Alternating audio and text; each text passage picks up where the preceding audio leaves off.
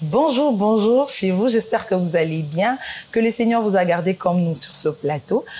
Après ces petits temps d'interruption, nous sommes là pour votre émission que vous aimez tant, l'utile et l'agréable. Alors, je ne suis pas seule sur ce plateau, je vais saluer mes invités. Bonjour, Pasteur Moïse. Bonjour, Maman Sergine. Comment vous allez, Pasteur Moïse? Seigneur nous fait du bien, ça va bien.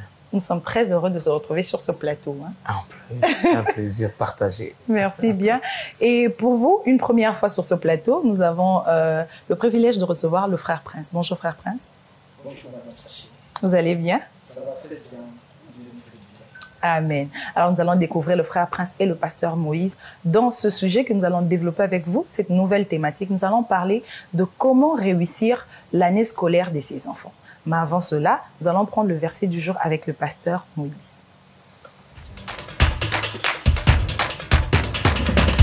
Merci beaucoup, Maman Sergine. Par la grâce de Dieu, nous allons partager deux portions d'écriture qui vont nous permettre de comprendre la pensée de Dieu ce jour. Premièrement, je vais dans le livre de Proverbes chapitre 22, le verset 6. La Bible dit « Instruis l'enfant selon la voie qu'il doit suivre, et quand il sera vieux, il ne s'en détournera pas. » Instruis l'enfant selon la voie qu'il doit suivre, et quand il sera vieux, il ne s'en détournera pas. Le deuxième passage se trouve dans le livre de Luc, chapitre 14. Je commence à partir du verset 28 au verset 29. La Bible dit « Car lesquels de vous, s'il veut bâtir une tour, ne s'assied d'abord pour calculer la dépense et voir s'il a de quoi la terminer, de peur qu'après avoir posé les fondements, il ne puisse l'achever et que tous ceux qui le verront ne se mettent à le railler. » Deux passages qui vont nous permettre de converger vers une même pensée. Premièrement, lorsque nous lisons le livre des Proverbes, c'est un passage que j'aime beaucoup. La Bible dit « Instruis l'enfant selon la voie qu'il doit suivre ». Ici, la première pensée que nous comprenons, c'est que Dieu est en train de montrer aux parents, aux responsables, aux tuteurs. La première chose, c'est que l'enfant ne devrait pas suivre sa propre voie. L'enfant ne devait pas marcher selon ses propres pensées. Mais il dit qu'il faut instruire l'enfant selon les chemins qui lui conviennent, les chemins qu'il faut. Pourquoi? Parce que l'enfant, dans son jeune âge, est conduit dans la folie de son cœur. Et le laisser être conduit dans la folie de son cœur, c'est l'amener à vivre une vie anormale, une vie de folie en fait. Alors que ce n'est pas pour la folie que Dieu l'a créé. Ce n'est pas pour la folie qu'il est venu sur la terre. Il a une mission bien précise. Il a un devoir à accomplir.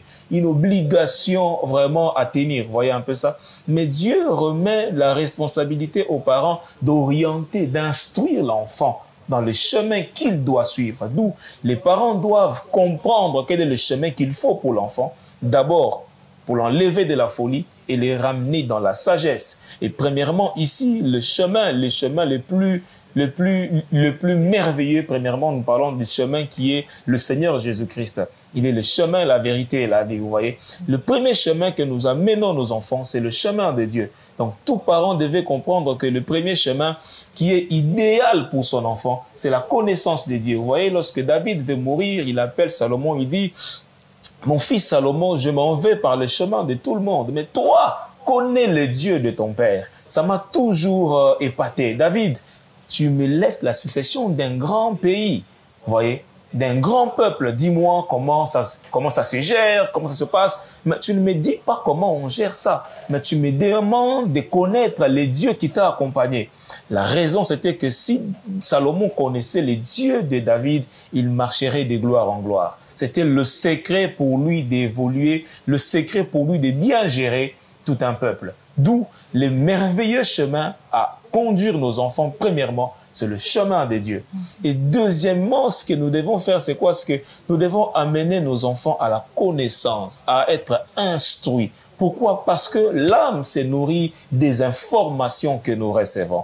Quel type d'informations les enfants sont exposés?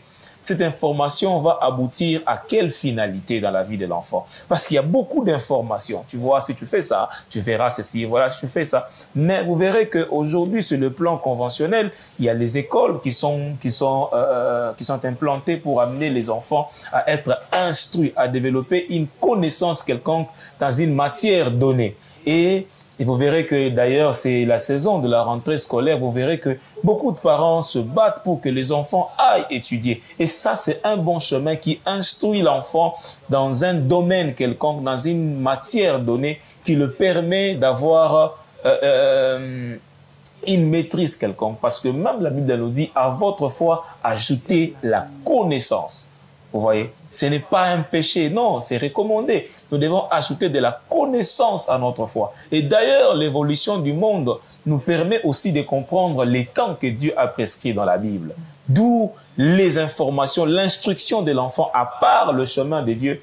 Je conseille et nous demandons que les enfants doivent être instruits aussi par les informations qui le permettent d'être cultivés, d'avoir de la science et de la connaissance, qui ne les enlèvent pas du chemin de Dieu, mais qui le permettent de grandir et d'être des personnes utiles dans la société. Mais qu'est-ce qui se passe? Face à cette responsabilité que nous avons, il y a parfois une négligence que certains tuteurs, responsables, parents ont.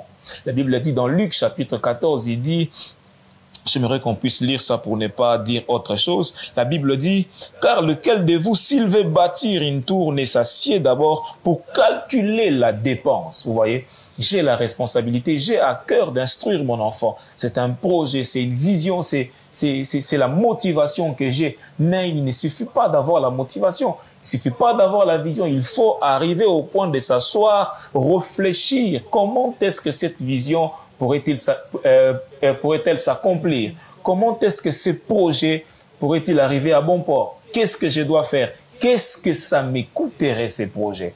Vous voyez? Ici, la dépense n'est pas évaluée qu'en termes d'argent. On ne voit pas que les finances, on ne voit pas que les dépenses qu'on aura, les investissements ailleurs. Mais on voit aussi le sacrifice que nous pouvons, le temps que nous sacrifions pour accomplir ces projets. Le sacrifice que nous devons consentir pour que ces projets deviennent une réussite. Vous voyez, dans ceux qui font l'entrepreneuriat, on dit que pour qu'une entreprise, une affaire évolue, il faut que l'instigateur de l'affaire soit présent. Vous voyez, avant de mettre quelqu'un d'autre, il faudrait que celui qui a conçu l'idée commence, jette les jalons pour voir comment l'affaire évolue. Comme ça, il connaîtra les coins et les tenants et les aboutissants de son projet. Comment ça évolue. C'est comme ça aussi dans la vie de tous les jours. Tu ne peux pas mettre en place une vision et laisser quelqu'un d'autre conduire ça.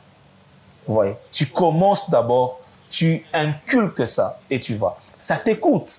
Je prends l'exemple d'ailleurs pour nos enfants qu'on amène à l'école. Je t'amène les fournitures, tout, ça va, tu dois aller à l'école. Mais je ne me mets pas à inculquer en toi l'idée du sacrifice, l'idée d'étudier ou de connaître quelque chose. Vous verrez, il y a des types de parents, par exemple, pour être plus pragmatique.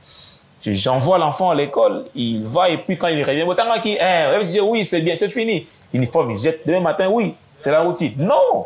Lorsque l'enfant revient de l'école, j'ai le devoir de savoir qu'est-ce qu'il a étudié, comment est-ce qu'il écrit, comment est-ce qu'il s'applique. Et par sa façon de faire, je peux même arriver à l'école pour savoir il est entouré de qui. Parce que l'influence peut être positive ou négative. Et amener soit à la réussite du projet ou à la destruction de ces projets-là. Il ne suffit pas de commencer, mais il suffit d'atteindre l'objectif-là. Pourquoi je l'ai envoyé? C'est parce que je veux qu'il soit un grand homme dans tel domaine. Et il faut que ce projet aboutisse.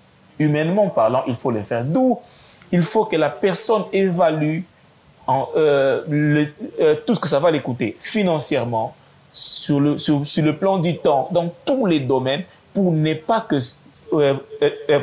voir ces projets ne pas aboutir, mais qu'ils soient conséquents qu'en mêlant ça dans ça, voici ce qui m'attend. Et par-dessus tout, j'aimerais dire qu'au-delà de ce que tu dois savoir, au-delà du sacrifice que tu dois consentir, de l'argent que tu dois dépenser, tu dois savoir que Dieu est plus important que tout. Dieu est celui qui nous accompagne. La Bible dit, ne sois pas sage à tes propres yeux, reconnais Dieu. Savoir que c'est Dieu qui donne l'intelligence, c'est Dieu qui peut accomplir toutes choses. La Bible dit que c'est la main de Dieu qui a la capacité et la force d'affermir et d'agrandir toutes choses. Lorsque je commence ce projet, je reconnais Dieu, je recommande mon sort à l'Éternel et c'est lui qui sait comment l'amener jusqu'à perfection. Donc, il ne suffit pas simplement de réfléchir, mais il suffit d'associer Dieu. Lorsque Dieu est associé, vous faites marche ensemble avec lui. Et lorsque Dieu est avec vous, vous allez de gloire en gloire. Et c'est la réussite. Amen. Merci beaucoup, pasteur Moïse. C'était là le pasteur Moïse qui nous a tout dit par rapport à ce sujet. Alors, comment réussir l'année scolaire de ses enfants? Frère Prince, quels sont les éléments de base dans ce sujet que nous allons développer? Merci, Maman Sergi.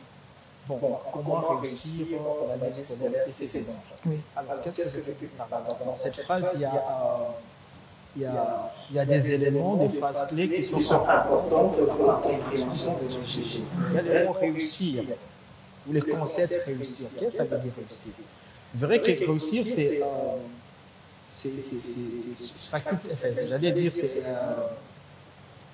facultatif, si tu veux, c'est en même temps subjectif, c'est-à-dire la réussite dépend des uns comme des autres ou de l'un comme de l'autre. Alors, qu'est-ce que ça veut dire vraiment réussir? Réussir, ça veut dire atteindre un objectif, atteindre un résultat qu'on s'était fixé au départ. C'est ça, réussir. Il y a le mot aussi, un mot aussi important, le mot enfant. C'est quoi un enfant? Parce qu'on doit réussir l'année scolaire de ses enfants. C'est quoi un enfant? C'est qui un enfant? Donc, nous allons prendre des définitions un peu officielles.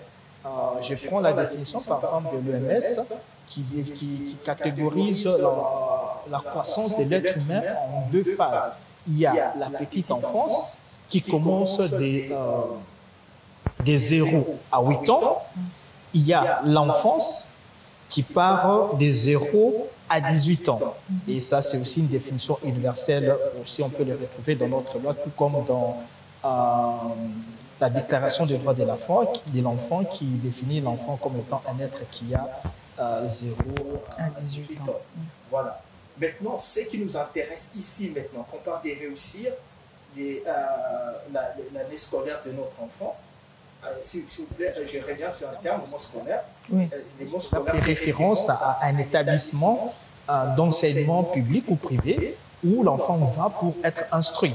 Voilà. On a parlé d'instruire ici. Instruire l'enfant selon la voie qu'il doit suivre. Et je reviens encore sur le mot instruction. Instruction veut juste dire outiller. Instruction veut dire munir dans son étymologie, c'est-à-dire l'origine du mot. Il veut dire outiller, munir, équiper. Donc, si je peux revenir sur les versets que le pasteur vient de lire, à dire autrement, on peut dire équipe ton enfant, outille ton enfant, munis ou construis ton enfant selon la voie qu'il doit suivre. Voilà, selon la voie que tu veux qu'il suive, parce que les parents ont quand même la responsabilité d'éduquer leurs enfants et de leur montrer le chemin. Parce qu'en tant que parent, à Maman Sergine, vous devez savoir que nous sommes un peu comme des gérants. Ces enfants, en fait, appartiennent à Dieu. Ces âmes qui sont dans ces corps-là appartiennent à Dieu. Et chaque parent est comme un responsable, un gérant établi par Dieu pour gérer cet enfant-là, afin que les plans de Dieu s'accomplissent sur la vie de cet enfant. Voilà. Donc, nous parlons de réussir l'année scolaire de ces enfants. Nous avons essayé de poser les bases, les concepts pour que nous puissions comprendre. Nous avons dit réussir, c'est atteindre un résultat. Donc, quand on veut atteindre un résultat, c'est qu'on a un objectif au préalable. Nous avons dit que l'enfance, dans la croissance de l'être humain, il y a l'enfance et la petite enfance. L'enfance, nous avons dit que c'est des 0 à 18 ans et la petite enfance des 0 à 8 ans. Mais dans la petite enfance, nous pouvons, un enfant de 0 à 3 ans ne va pas à l'école. On commence à aller à l'école. Nous commençons à l'âge scolaire, à l'âge de scolarité, la maternelle et puis les humanités en passant par l'école primaire. Exactement. Déjà, nous pouvons dire qu'à la petite enfance, nous sommes à 3 ans et 8 ans. Oui. À ce moment-là, l'enfant va déjà à l'école. Donc, la réussite de l'année scolaire de cet enfant dépend aussi d'abord de son âge et des types d'éducation qu'il doit recevoir et des objectifs que vous, parents, vous vous êtes fixés pour cet enfant-là à cet âge-là, en ce moment-là. Là, vous me précédez dans la question. Là, je vais vraiment demander, est-ce que les parents ont une responsabilité par rapport à la scolarité de leurs enfants? Vous allez tout de suite me dire oui. Oui. Mais pouvons-nous décrire cette responsabilité-là? Parce qu'il y a des parents qui disent, bon voilà, c'est la rentrée, ils achètent des chaussures, tout, il prend l'enfant, il dépose à l'école et c'est fini. Cette responsabilité, elle va au-delà ou elle se limite juste à ça? Elle va au-delà. Ça, c'est n'importe qui peut le faire. Acheter des cahiers, acheter des stylos, des objets classiques. Bon, mon fils, ma fille, bon, c'est bon, va à l'école. Okay. Non, ça ne se limite pas là. N'importe qui peut le faire. Okay. Qui n'a même aucun intérêt de voir cet enfant réussir. Okay. Il peut le faire. Mais un parent, déjà avec les charges que nous avons, un parent doit savoir que, comme je l'ai dit au départ, vous êtes gérant de cet enfant-là. Vous devez assurer à cet enfant-là la réussite. C'est très important. Alors, les parents ont beaucoup de choses à faire. Je rebondis sur un aspect de choses que le pasteur venait d'évoquer. Donc, l'homme, s'il faut revenir, hein, nous sommes constitués d'un corps, d'une âme et d'un esprit. OK. Donc, il faut former cette âme-là. C'est l'âme que l'on forme. C'est à cette âme-là qu'on donne des instructions, qu'on munit des instructions, on donne des instructions. Et l'esprit aussi a besoin d'être équipé. Les corps de même aussi. Donc, l'éducation de l'enfant s'implique sur 3 axes. Un, nous avons la famille, qui est aussi, comme on l'appelle en jargon sociologique, c'est un milieu social inéluctable. Okay. C'est le milieu social inéluctable. C'est là où nous naissons. C'est là où nous apprenons des premières valeurs. C'est là où nous apprenons la vie en général. C'est là où nous sommes façonnés. Okay. Ça, c'est la première chose. Deuxième chose, il y a un autre milieu social qu'on appelle le milieu social occasionnel, qui est l'école. Okay. Voilà. Donc, déjà, à ce stade-là, famille et école doivent collaborer. Et, Maman Sergine, je vous dirais que les échecs scolaires à l'âge de la petite enfance, d'abord, sont corollaires à la situation familiale. Si, déjà, papa et maman ne sont pas en bon terme, ça va se répercuter sur la scolarité de l'enfant. Déjà, pour répondre à votre question, la première responsabilité dont les parents ont, c'est d'abord de créer une ambiance stable et harmonieuse qui permettent à ce que l'enfant puisse se déployer, ses facultés puissent se développer. Okay. L'école va juste faire quoi? Mettre de la matière. Quelque chose dans l'enfant qui vient. Donc, l'état émotionnel de l'enfant lorsqu'il va à l'école, c'est déjà un pas vers la réussite de son année. Exactement. D'abord, cet environnement émotionnel. Je reviens sur cet aspect important que vous avez évoqué. Chaque enfant a ce qu'on appelle un réservoir émotionnel. Okay. Et cet réservoir émotionnel est alimenté d'abord par ce qu'on appelle l'amour. Essentiellement de l'amour maternel d'abord. C'est-à-dire, à un certain âge, l'enfant se construit avec son réservoir émotionnel et alimenté et nourri. À ce stade-là, l'amour est pour un enfant comme un nutriment. Okay. Et cet amour-là, maternel, construit les facultés de l'enfant. Mais l'amour paternel intervient quand? Pour donner à l'enfant du caractère. C'est ce qu'on appelle l'équilibre psychologique. Donc, il y a l'amour maternel qui permet aux facultés de l'enfant de se développer, sa personnalité de s'affermir, et il y a l'amour paternel qui s'affirme en termes d'autorité, qui donne du caractère à l'enfant. Et vous voyez déjà la responsabilité que papa et maman ont déjà dans le foyer. Okay. Créer cet environnement stable, harmonieux, que les parents soient unis, qu'il n'y ait pas de disputes, des querelles. On peut avoir des incompréhensions, mais jamais le faire devant l'enfant, ça déstabilise l'enfant, ça tue l'enfant. Okay. C'est très important. Okay. Et vous comprenez, Maman Sergine, déjà l'importance maintenant de la foi. Et je ne vous prends pas la parole. On va y répondre. D'accord. Alors, nous avons cette responsabilité. Pasteur Moïse, il y a une autre responsabilité des parents, mais il y a aussi une autre question qui me vient tout de suite à l'esprit. Est-ce que le choix de l'école détermine aussi cet objectif-là que nous allons? Parce que le frère Pras a dit il faudrait avoir un objectif qu'on se fixe. Parce que c'est bien de déposer l'enfant à l'école, mais pour quel objectif? Est-ce que le choix de l'école est aussi déterminant? Et vous pouvez également ajouter certaines responsabilités. Merci beaucoup, Maman Sergine. Le choix de l'école, c'est très important parce que ce n'est pas dans tout ce que nous voyons qui mène à ressembler à l'or. Non, je voulais dire que tout ce qui brille n'est pas l'or. Ouais. Donc, le choix est très important parce qu'à partir de ces moments, tu connais, tu cherches ce que tu as dans ton cœur. Vous voyez, je veux tel type d'éducation, tel type de formation pour mon fils ou pour ma fille. Et je me rappelle d'ailleurs quand je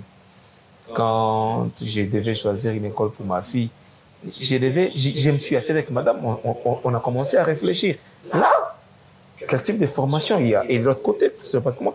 Donc, pourquoi? Parce qu'on ne voulait pas amener l'enfant dans un environnement qui va le détruire. Ok. Ouais, dans un environnement qui va les détruire.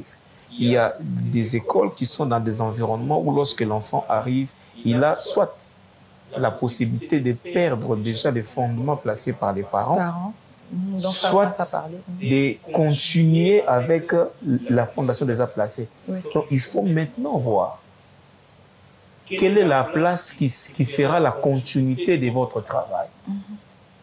Au risque de détruire déjà ce que vous avez déjà fait. Parce que l'école qui vient pour détruire les fondements déjà placés pose des problèmes à l'enfant. Il peut même déjà le mettre en retard de compréhension. Parce qu'il est un peu troublé. Oh, on m'a dit ça à la maison, mais on me dit ça à l'école. Donc il est un peu troublé.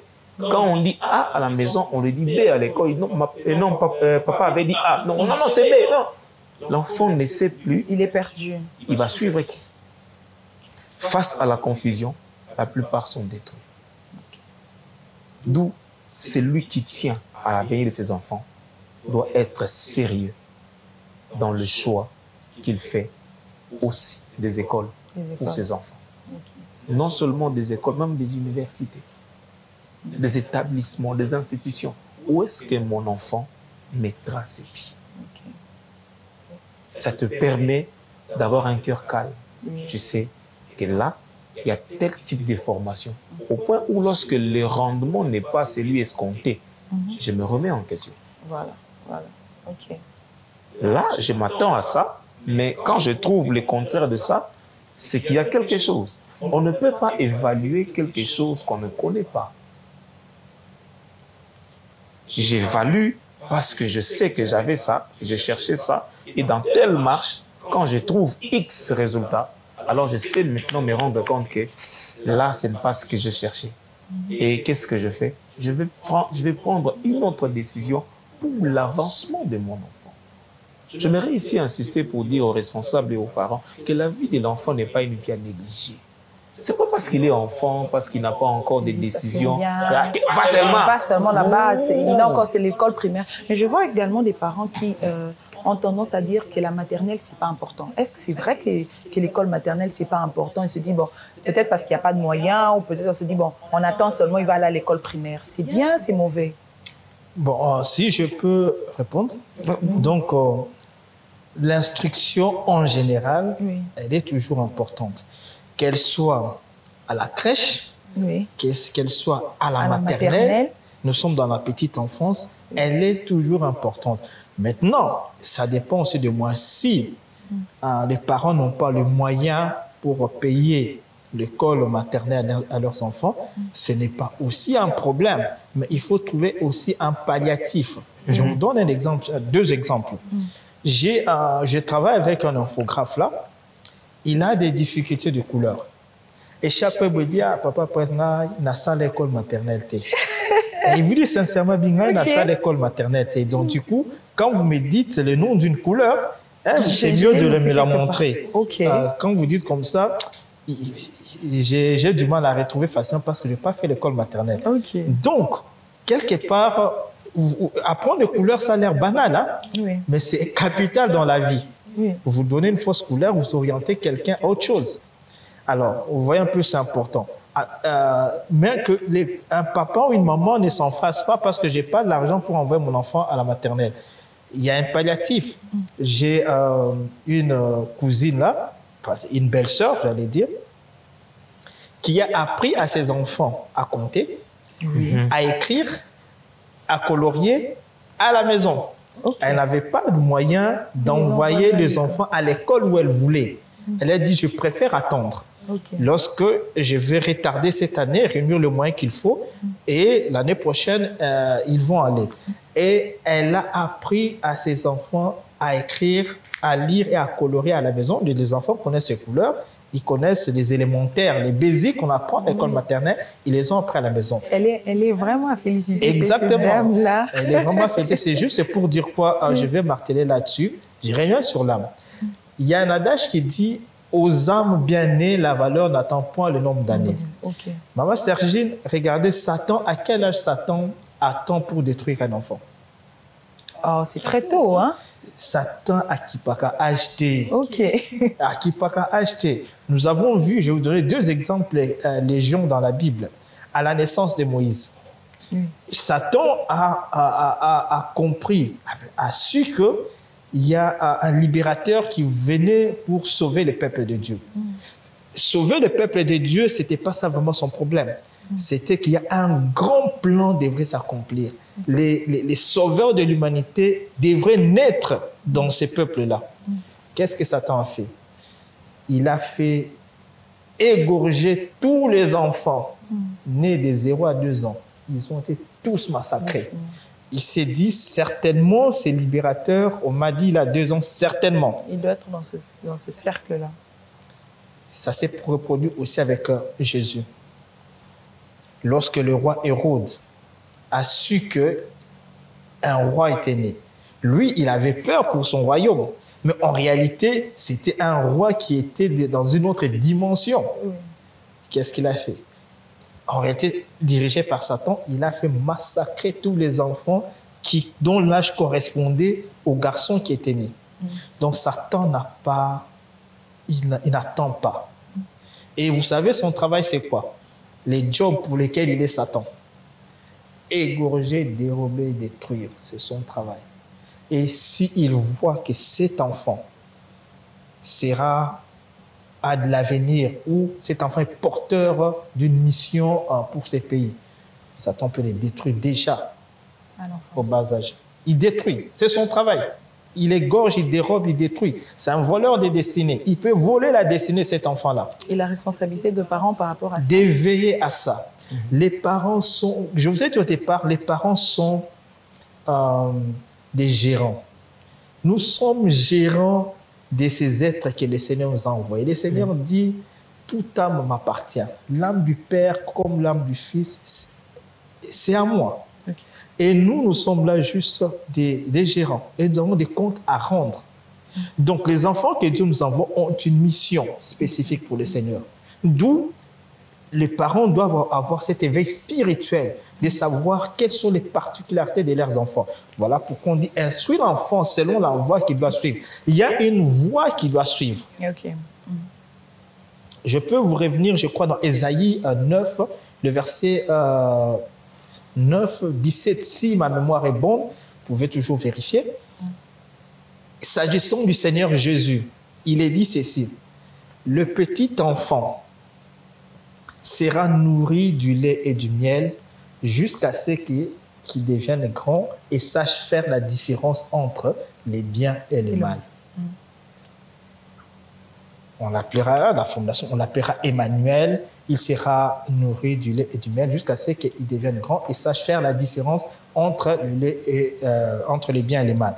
Regardez, s'agissant du Seigneur lui-même, Joseph et Marie avait la charge de nourrir cet enfant du lait et du miel, c'est-à-dire de la bonne nourriture. De la bonne nourriture. Aujourd'hui, cette bonne nourriture, c'est les valeurs, c'est la parole de Dieu. C'est-à-dire, nous sommes censés, c'est notre responsabilité à nous des parents. de nourrir l'âme de ces enfants. L'âme se nourrit essentiellement par la parole de Dieu. Autant le corps prend l'aliment, les aliments naturels, ça peut être, voilà, et l'aliment aussi doit être équilibré, autant l'âme se nourrit d'abord de la parole. Et c'est cette parole qui construit. Et lorsque l'enfant deviendra grand, il saura faire cette différence entre le bien et le mal et choisir. Jésus s'est passé par cette épreuve. Fils de Dieu, il a dit choisir entre les biens et les mal. Mais comme il a été équipé, instruit, la responsabilité. outillé, la responsabilité de sa mission en tant que sauveur de l'humanité, il a accompli son destin, sa mission, parce que il a été équipé. Dieu étant le créateur du monde, il ne pouvait pas envoyer Jésus auprès des parents qui ne sauraient pas c'est quoi, lui donner ce dont il avait besoin pour sa suite ou pour sa mission. Je vais demander, là je vais prendre le pasteur Moïse pour demander, est-ce qu'il faudrait-il réussir l'année de ses enfants? Moi je vais le dire autrement. Pourquoi faudrait-il réussir l'année de ses enfants? S'il faut choisir l'école, lui donner des bonnes choses, est-ce que c'est important? J'ai vu une femme un jour qui disait banalement, et pour moi ça a été juste déplacé, qui disait bon, de toute façon, on a peine à tangate, à moi on a tangité comme ça la vie. Vous voyez un peu. Cette phrase, moi, elle m'a choquée pour toute la vie. Je me dis, est-ce qu'il faudrait? Pasteur Moïse. Effectivement, maman Sergine, il faudrait vraiment capitaliser chaque temps que nous avons et chaque année. Pourquoi? Parce que premièrement, le temps ne nous appartient pas. Et dans le domaine de l'éducation, ça prend aussi l'âge en compte. Il y a un certain âge où, à mon âge, je ne vais plus me faire asseoir, me dire, va à la maternelle, par exemple. Je vais me sentir gêné parce que je ne vais pas m'asseoir là avec les tabliers, commencer à me dire sauter, sauter. En tout cas, je vais m'ennuyer et même me fâcher et partir parce que ce n'est pas de ma génération. Ce n'est plus de mon temps. Si je dois apprendre de ces choses-là, il y a une autre façon pour moi de les apprendre. Mais ça crée un vide dans mon parcours. Vous voyez, ça crée un vide dans mon parcours parce que si je ne suis pas passé par la maternelle, il y a de ces informations que je n'ai pas. Papa Prince l'a dit ici qu'il y a le monsieur qui travaille avec lui qui lui dit « Je n'ai pas appris la maternelle, alors s'il y a une couleur, pointe du doigt et montre-moi. » Il y a un vide dans son parcours. Vous voyez, lorsqu'un enfant ne réussit pas son année, ça crée un vide dans son parcours. Il y a des informations qu'il n'a pas. Il y a de ces choses qu'il manque, il y a une carence. Et dans son évolution, ça peut créer un complexe avec ses amis. Vous voyez?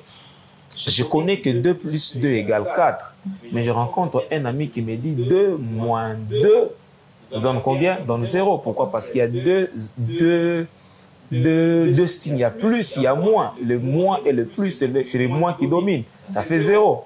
Alors, moi, je ne suis pas passé par là. Qu'est-ce que ça fait? Tu as ce vide-là. Vous voyez? C'est lui qui m'explique, qui me démontre ça. Donc, quelque part, ça va créer un complexe. Ah!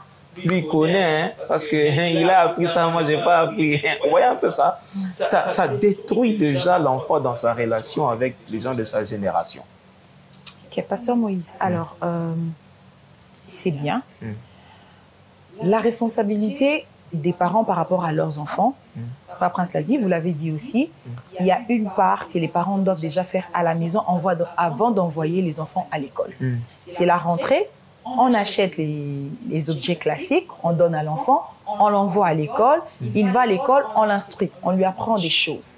En retour, est-ce qu'il y a un pont ou faudrait-il qu'il y ait un pont entre l'école et les parents? C'est-à-dire un suivi de la part des parents. C'est vrai, quand je disais que cette femme, elle était à féliciter, c'est parce qu'elle a appris quelque chose. Mais est-ce que lorsqu'elle envoie les enfants à l'école, bon, c'est fini, c'est la part des professeurs, ou il y a un retour de la part des parents? Après, je veux pas... Oui, maman Sergine, le pasteur Moïse l'a dit à un moment donné, il y a d'abord le choix de l'école qu'on fait.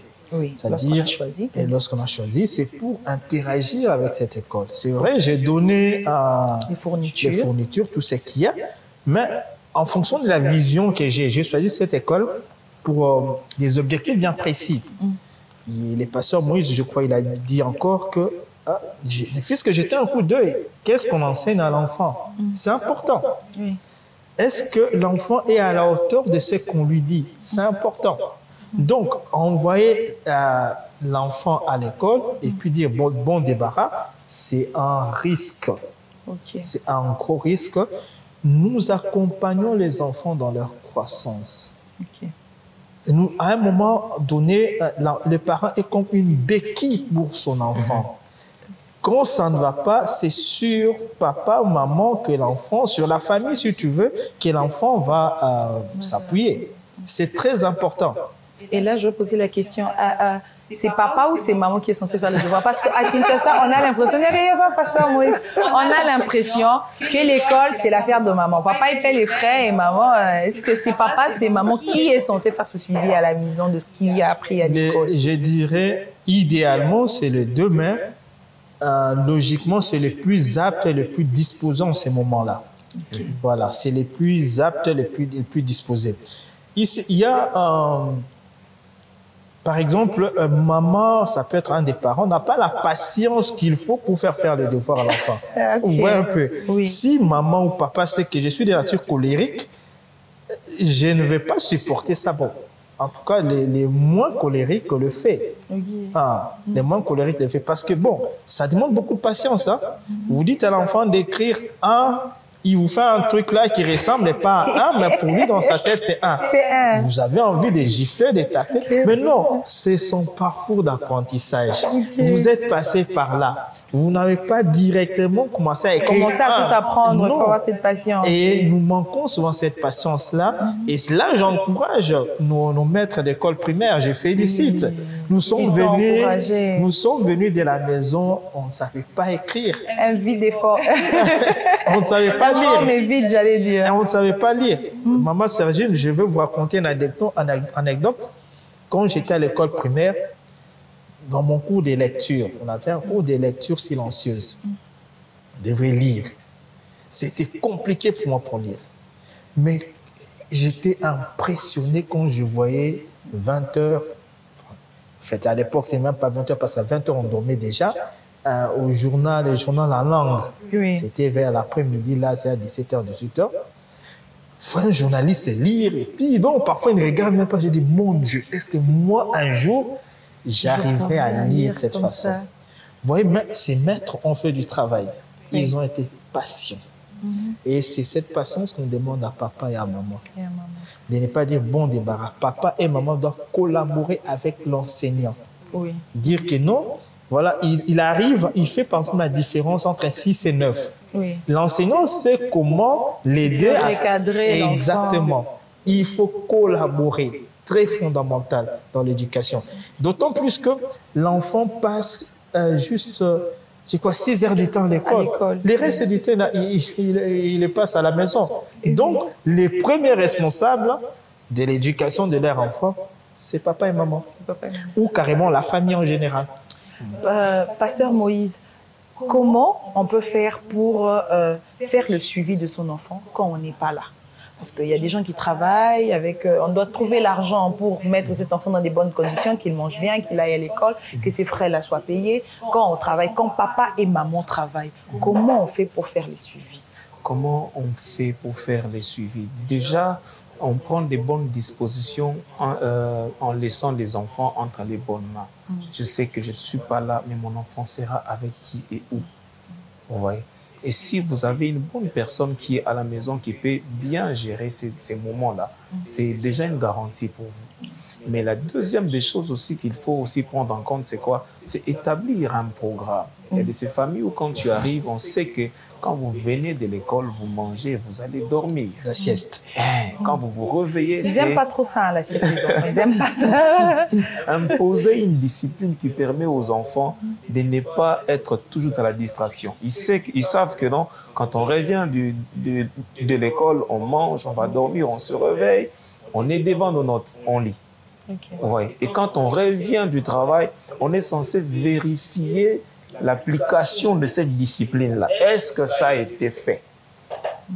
Ouais. Et ça, Ça peut paraître une torture pour les enfants au départ. Comme moi, c'était vraiment une torture. Parce que il fallait aller jouer au ballon, il fallait, mais il faut lire. Et puis on te pose des questions après. J'ai fait quoi? Alors, Pasteur Moïse, je veux revenir sur vous parce que on tend tout doucement vers la fin de cette émission, mais le temps aussi nous est imparti. L'influence des amis à l'école, est-ce que ça a un impact sur la réussite de son année? Avant que je prenne le frère Prince pour lui poser une autre question par rapport toujours à la responsabilité des parents, l'influence des amis. Oui, maman Sergine, merci beaucoup. Je dirais oui. L'influence des amis a un impact dans la réussite des enfants. Dis-moi qui tu fréquentes, je te dirai qui tu es. Ouais. Comment recadrer ça? Comment dire à son enfant? Ou connaître sinon les personnes qu'il fréquente à l'école? Premièrement, il faut commencer par s'informer de l'entourage de son enfant. Auprès de l'enfant? Auprès de l'enfant. Que l'enfant, il faut que les parents aient de la confiance avec les enfants.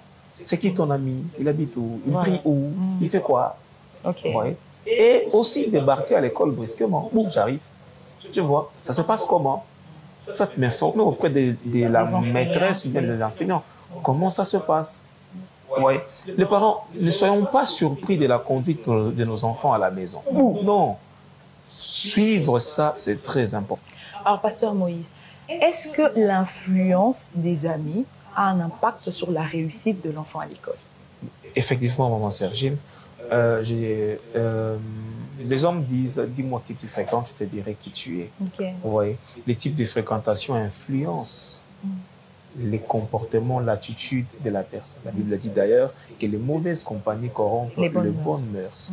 Lorsque l'enfant est mal entouré, ce sont les mœurs, les habitudes, la discipline, les fondements placés qui est corrompu à partir de ces moments.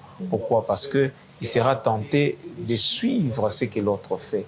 L'enfant déjà a toujours tendance à imiter, à aller vers ce qui l'attire en fait, ce qu'il n'a jamais vu, ce qu'il n'a jamais entendu. Et comment le savoir? Comment le parent il fait pour le savoir que voilà, mon enfant il est comme ça? Les parents, j'aime toujours proposer aux parents de toujours s'informer d'abord par l'enfant lui-même, comme sur le type d'amis qui l'entoure. Il prie où, il habite où, il fait quoi, comment il répond à l'école, il est quantième, vous voyez, il était premier, deuxième ou comment, vous voyez. Et aussi s'informer auprès des enseignants. Quel est l'entourage de mon enfant ou de mes enfants? Vous voyez, ça se passe comment? Est-ce que ce sont des bons enfants? Comment est-ce qu'ils sont? Avoir ces informations et même au besoin, débarquer là en personne, soit à la fin de la journée ou bien dans des journées portes ouvertes. J'arrive, je veux voir. Mon enfant joue avec qui, il fait comment. Et tout le temps refixer, les bases à la maison, voilà, une nouvelle attitude, dire à l'enfant, mais je te vois faire ça, qu'est-ce qui ne va pas? Je pense qu'il faudrait aussi observer les enfants. Ça, on n'a pas dit, il faut observer les enfants, voir, non, depuis que l'année a commencé, il faisait ceci, il ne faisait pas cela. C'est vrai que ce n'est pas toujours facile quand on n'est pas là, mais observer pour voir, non, il est devenu un peu plus turbulent. Appeler le monsieur à l'école, demander, voilà, il s'assoit à côté de qui, ou bien lui-même, c'est qui ton ami, et tout comme le pasteur Moïse a eu à le dire. Frère Prince, comment on peut encourager un enfant lorsqu'on sent qu'il est déjà au cours de l'année? On a fait toutes ces choses-là, on l'a accompagné, on suit à l'école, à la maison. Mais on se rend compte que ces résultats au cours de l'année ne sont pas assez fameux. Est-ce qu'il faudrait les laisser comme ça? Qu'est-ce que les parents peuvent faire pour encourager l'enfant pour arriver à la réussite que nous poursuivons à la fin de l'année? D'abord, maman Sergine, il ne faut jamais dire que mon enfant n'est pas intelligent. Il faut bannir. Vraiment, il ne faut jamais le traiter de bête. Parce que les paroles les plus importantes d'un enfant, c'est ce que ses parents disent d'abord. Si un papa dit que tu n'es pas intelligent, tu es bête, et tu veux évaluer ton enfant en fonction de ses résultats scolaires, tu es en train de les détruire. Ce n'est qu'un papier. Ce n'est qu'un papier. Je vais rebondir sur un aspect important pour comprendre d'abord c'est quoi l'intelligence. Lorsqu'on parle d'intelligence, dans l'intelligence, il y a 4 éléments qui entrent en jeu. Il y a la mémoire, il y a l'intuition, il y a le raisonnement, il y a la sensibilité. Alors, tous les enfants n'ont pas les 4 éléments développés de la même manière. À l'école primaire, par exemple, essentiellement, on bloque. Mais c'est fait que mon fils n'a pas, sa mémoire n'est pas très développée. Ce n'est pas dit que le fils n'est pas intelligent. Il a une mémoire, mais son temps d'apprentissage est peut-être lent. Mais peut-être il a une forte intuition, ce qu'on appelle une intelligence intuitive. C'est-à-dire il peut deviner des choses, voilà. Et ce sont des choses d'intuition qu'on utilise dans la programmation, par exemple, ou même dans la sécurité. Vous voyez, il est intelligent, mais au moment de l'apprentissage, on sollicite plus sa mémoire et lui, il est lent à bloquer. Il a un rythme de blocage qui est lent. Ou encore, il a pour qu'il bloque certaines choses, il lui faut par exemple des visuels. Parce qu'il y a des enfants qui ont ce qu'on appelle une mémoire photographique. Je regarde quelque chose, paf, j'ai bloqué, c'est fini. Mais si tu lui donnes quelque chose à l'abstrait comme ça, il a du mal à bloquer. Il faut un visuel, il capte et puis ça passe. Donc, ne dites pas à votre enfant qu'il n'est pas intelligent. Alors, si vous remarquez que l'enfant n'a pas de bons points, d'abord, la première chose, c'est de l'aimer. Continuez à l'aimer sans ses résultats. Continuez d'abord à l'aimer et puis cherchez à localiser le problème. Peut-être, j'ai un ami dont l'enfant avait des problèmes d'yeux. Il est grand détail, il se mettait derrière et la distance avec les tableaux ne lui permet pas de voir clairement. Donc, en écrivant, il écrivait des choses à la peu près, on ne savait pas qu'est-ce qu'il voulait écrire exactement. Et heureusement que son père a eu les réflexes de l'amener chez un ophtalmo. On regarde, mais il avait la myopie. On lui a prescrit des verres, on a expliqué, on met toute la collaboration avec l'école. La collaboration avec l'école. On l'a déplacé, il est maintenant quasiment au premier banc, il fait des bons points. Il est parmi les 5 premiers de sa classe. Vous voyez, on pouvait lui taxer quasiment l'été, alors que ça n'avait rien à voir. Pour localiser le problème de l'enfant. Toujours localiser le problème de l'enfant. Le problème, ça peut être aussi le stress. Si l'environnement est instable à la maison, il y a tension, papa, maman se disputent par exemple, il n'y a pas de temps de concentration, l'enfant ne se repose pas ou il joue beaucoup. Conséquence, il ne va pas forcément avoir de bons résultats. Il y a un principe en psychologie qui dit, je l'ai dit au départ, les résultats scolaires d'un enfant à l'école. Je prends déjà vraiment à l'école primaire d'abord en général, à un stade où l'enfant n'a pas encore la responsabilité de certaines choses, il faut toujours rentrer dans son milieu inéluctable qui est la famille. Comment ça se passe en famille? Donc, localiser les problèmes, vous allez voir que vous avez un enfant intelligent, mais seulement, la solution. Voilà, il fallait une éducation ou un mode d'apprentissage qui s'adapte à sa personnalité. Donc, adaptez à la personnalité de votre enfant le mode qui lui convient, apportez-lui votre assistance, faites un suivi avec l'école, à la maison, faites les devoirs, ne laissez pas tout à maman, ne laissez pas tout à papa, et je crois que ça va aller. Alors, ceci nous emmène à notre rubrique de conseils du jour. On va prendre des petites astuces pour voir comment il faudrait bien accompagner les enfants pour la réussite.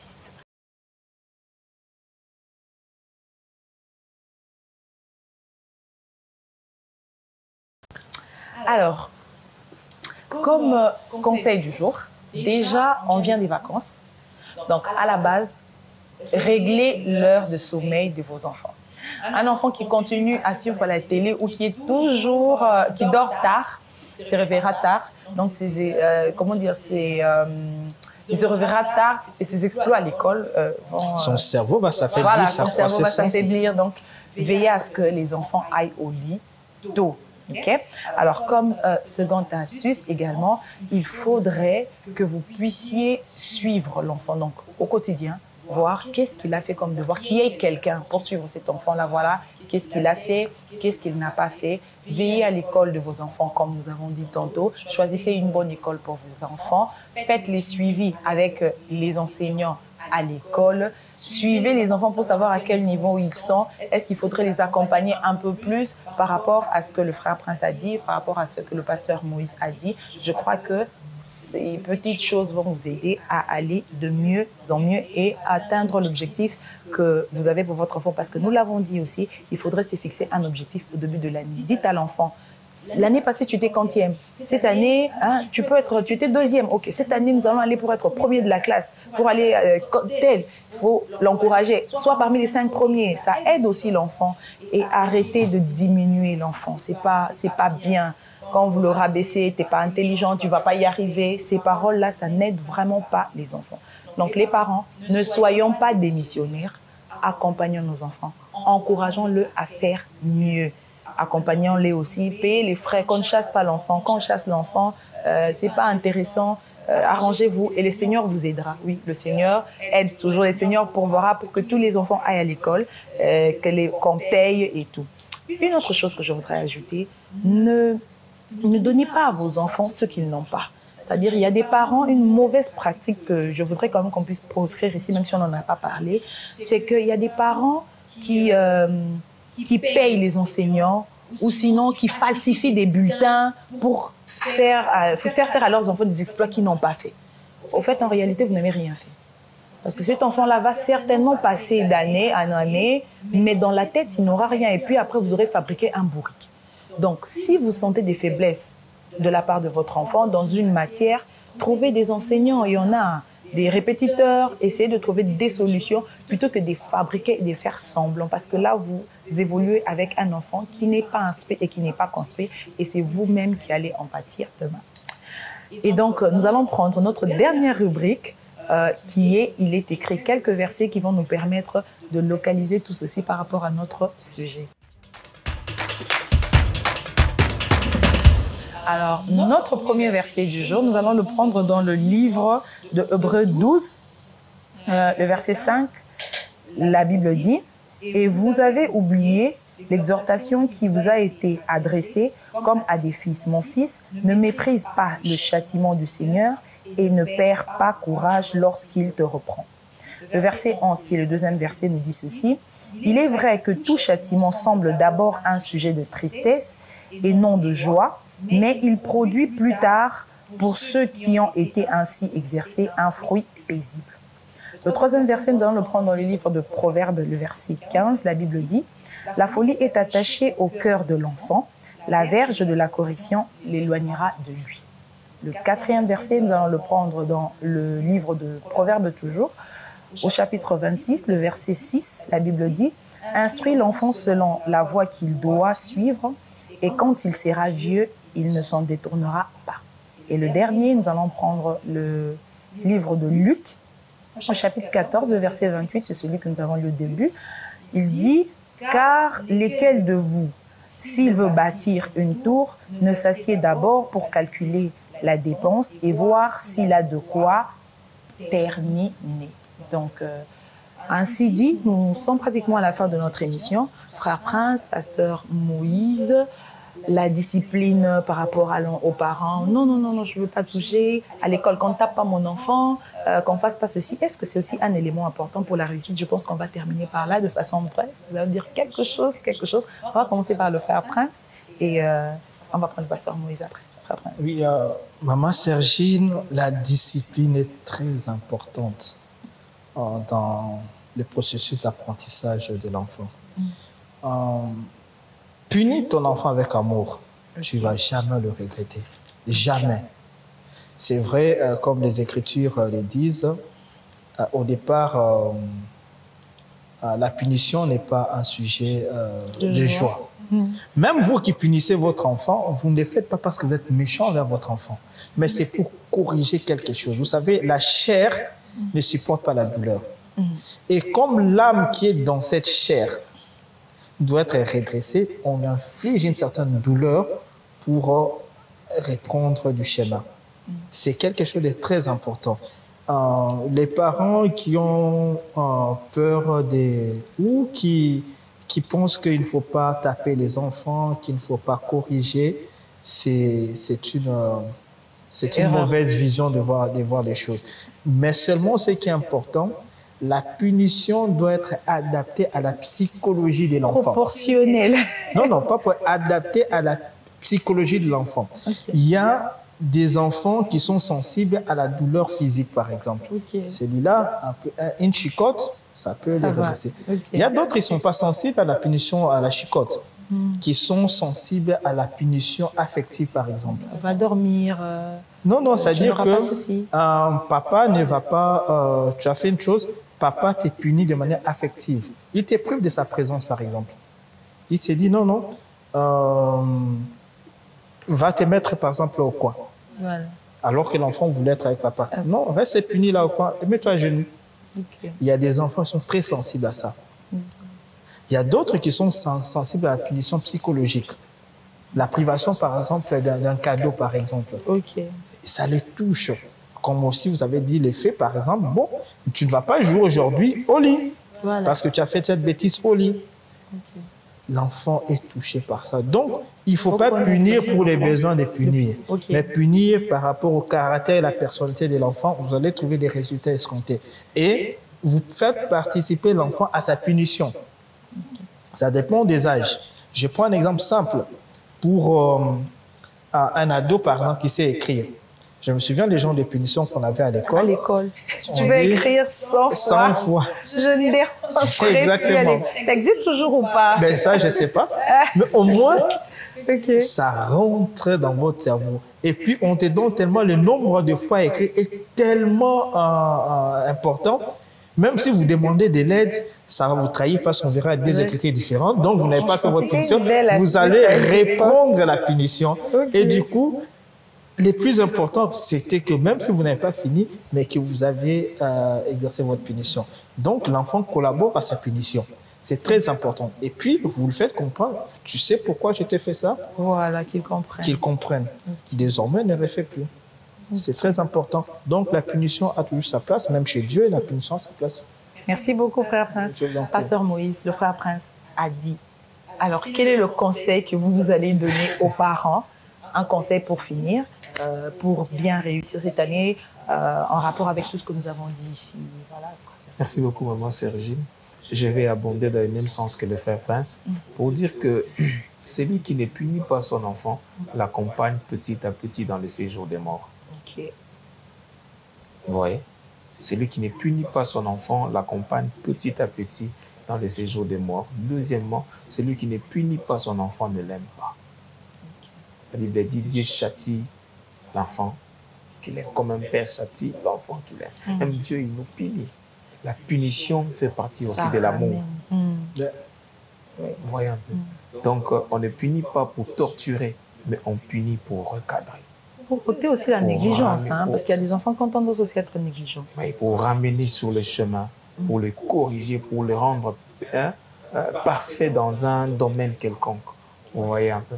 Mais simplement, j'aimerais ici demander aux parents, lorsque vous punissez l'enfant, ne l'insultez pas. Ne l'insultez pas, parce que ça détruit les enfants. La vie et la mort sont au pouvoir de la langue. Il y a de ces enfants qui reflètent les dires de leurs parents. Ozanyama akokoma. Ozazuba akokoma. Oui, c'est ce que tu dis, c'est ce que tu vis. Il y a même de ces parents aujourd'hui qui vivent déjà les résultats ou les fruits de tout ce qu'ils ont dit. Vous voyez un peu ça. Ce que tu dis est soit ancré dans le cœur de l'enfant, ou soit ça devient un comportement pour l'enfant. Demain, il va commencer à insulter aussi. À la manière de qui? De ses parents. C'est pourquoi j'aime notre père, son éminence, qui dit toujours, lorsque le grand-père les frappait, il y avait maman qui était à côté pour faire quoi? Avec la Bible, pour lui dire, tu vois, pourquoi on t'a tapé? Parce que tu as fait ça, tu as fait ça. Et aujourd'hui, ça a forgé la personne qu'il est aujourd'hui. La punition sans la motivation de la punition n'instruit pas. Je t'ai puni parce que tu as fait ça. Tu as fait ça. L'enfant apprend que faire ça, c'est mauvais. Et lorsqu'on fait ça, on mérite la punition. Merci beaucoup, pasteur Moïse. Aimez vos enfants. Envoyez-les à l'école. Vérifiez ce qu'ils font. Tapez un peu, un tout petit peu. Ça ne va pas les tuer, mais ça va les ramener à la raison. Mais soyez aussi en contact avec les professeurs à l'école. J'espère que tout ce que nous avons dit le long de cette émission va vous servir et a été bénéfique pour vous. Dans l'espoir de vous retrouver très prochainement sur Pareil à l'Aigle dans l'utile et l'agréable, que le Seigneur vous bénisse. Shalom chez vous.